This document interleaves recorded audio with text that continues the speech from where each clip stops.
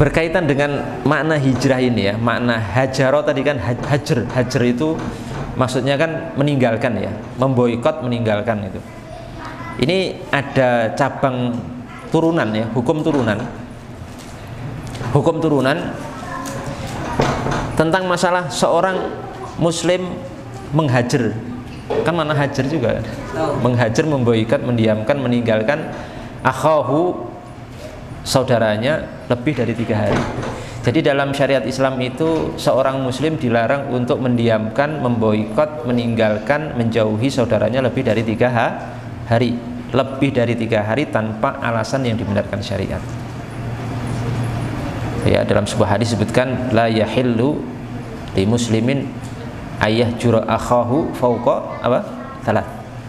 Orang Islam itu tidak boleh memboikot, mendiamkan, meninggalkan saudaranya lebih dari berapa? 3 hari. Hukumnya haram di atas 3 hari itu. Kalau di bawah 3 hari masih boleh. Kita gojek sama teman kita ngomongnya terlalu apa? Ekstrim, kemudian kita sakit hati, kita diamkan, dia boleh Pak. Di bawah berapa? 3 hari. Itu diakomodir syariat. Syariat itu ngerti banget. Allah itu ngerti banget bahwa jiwa manusia itu kadang ya begitu, terluka, sok kecewa. Ini orang kok ngomongin nyelekit, waduh, dia didiamkan. Ning jangan lebih dari berapa? 3 hari, 1 hari, 2 hari, 3 hari. Kalau sudah lebih haram hukumnya. Kalau cuma permasalahannya seperti itu haram hukumnya. Boleh di bawah 3 hari. Kalau sudah lebih dari 3 hari hukumnya haram. Sok mengalami enggak? Iya Pak. Pernah Ustaz. Sering.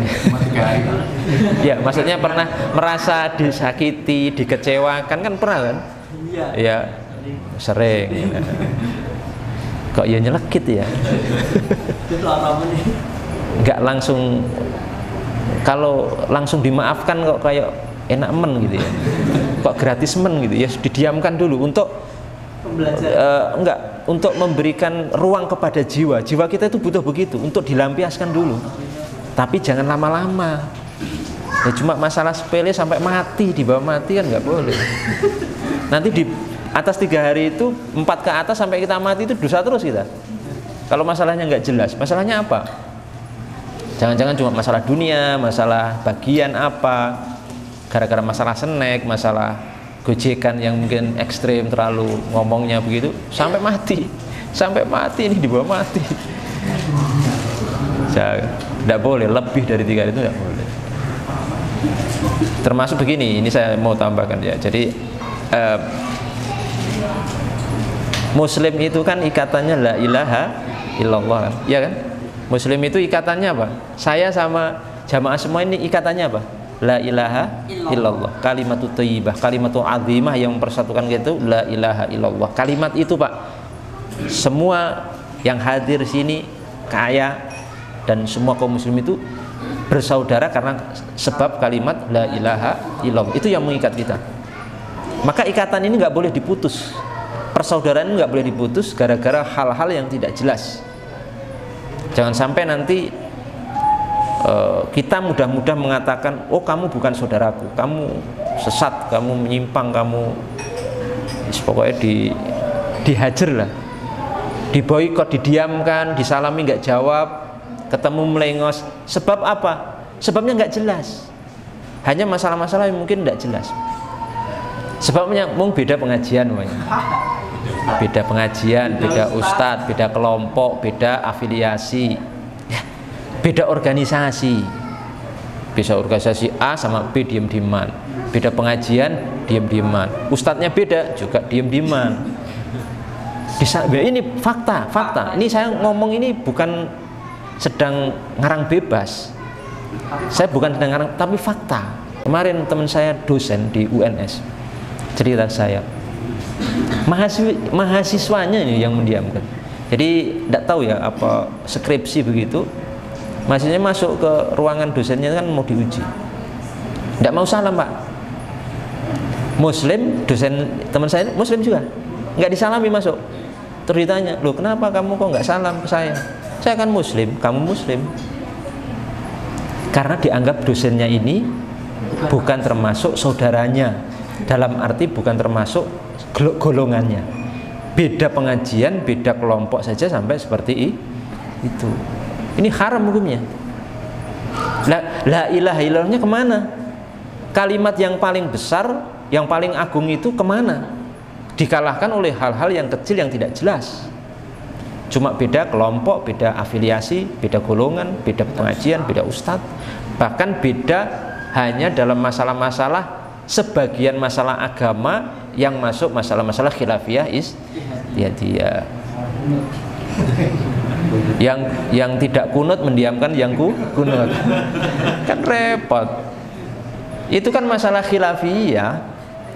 Dan saya sudah meneliti ya, maksudnya banyak terjadi kasus-kasus seperti ini. Itu masalahnya kalau ditelusuri ya cuma masalah khilafiyah itu. Lah kamu sesat kunut, saya nggak kunut, saya yang bener, kamu sesat, maka tak diamkan kamu. Duh, para sahabat itu kunut Pak, sahabat itu kunut. Para imam setelah sahabat, tabi'in, tabi'ut tabi'in, para imam besar itu kunut juga. Nggak sekalian mereka disesatkan kok, cuma yang ini.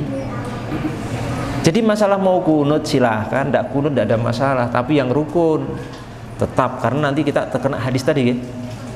La yahillu di muslimin ayah juru akhahu fauqa salas. Jadi mendiamkan saudaranya dengan sebab yang tidak jelas, yang tidak dibenarkan syariat lebih dari 3 hari hukumnya haram. Ingat, haram. Kalau kita mendiamkan seorang muslim 10 tahun, maka itu dihitung keharaman itu sampai 10 tahun, sampai kita wafat.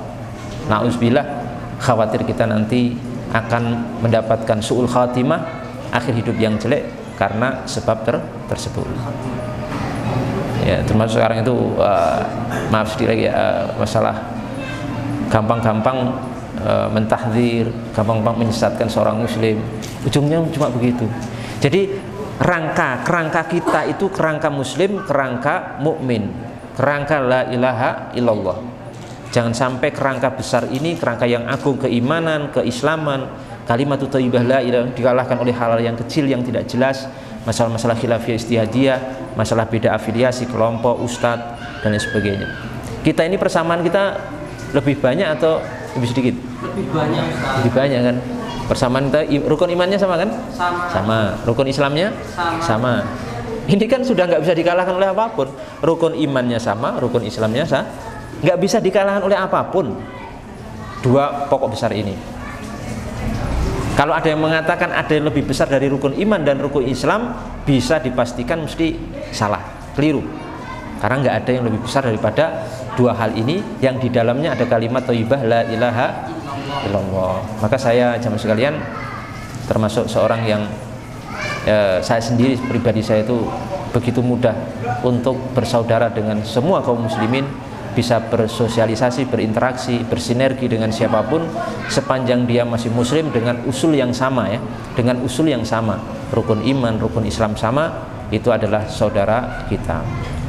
Kalau ada hal yang berbeda kita hormati, saling menghormati. Kalau ada yang keliru atau kurang pas kita luruskan dengan baik, tapi jangan dihajar, jangan diboikot, jangan jangan ditinggalkan.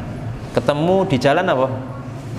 Jangan melengos sana, seolah-olah nggak kenal. Nauzubillah. Disalami nggak dijawab, disalami nggak dijawab. Salahnya apa? Salamnya akhirnya dihinakan. Maka kisah Abu Muslim Al-Khawlani itu luar biasa, pernah saya sampaikan itu. Ya, semoga Allah Subhanahu Wa Taala memberikan taufik dan hidayah kepada kita semuanya.